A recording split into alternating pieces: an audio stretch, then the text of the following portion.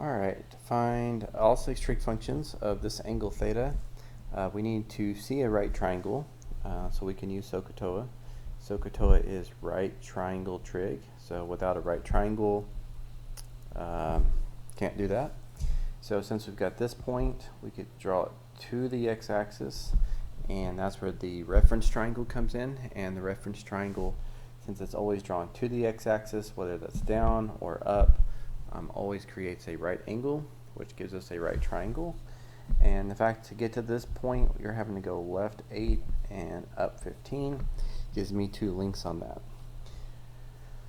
Okay, so with the information that I currently have, so now that I'm looking at my reference triangle, I'm really looking at this reference angle, and its reference angle knows its opposite and its adjacent. So opposite and adjacent. So tangent's the only one I can do instantly with SOHCAHTOA. Cotangent would be the next easiest, since it's just the reciprocal.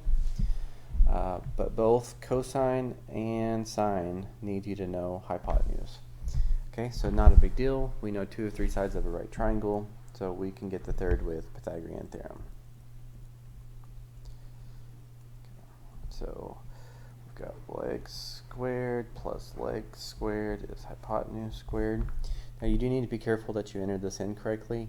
If you don't put these parentheses in your calculator and you just type it in as -8 squared, it's going to square the 8 and put a negative and say, which means -64, but that's not what you mean. -8 times -8 is positive 64. Okay, 15 squared, 225, and so I know this actually comes out to a Pythagorean triple, so I would have just skipped all this work. But in the end, you should still be able to get it either way, even if you don't want to memorize the Pythagorean triples. Okay, so now that I've got hypotenuse, I can do the cosine, or sine, sorry, opposite over hypotenuse. Reciprocal of that gives you cosecant.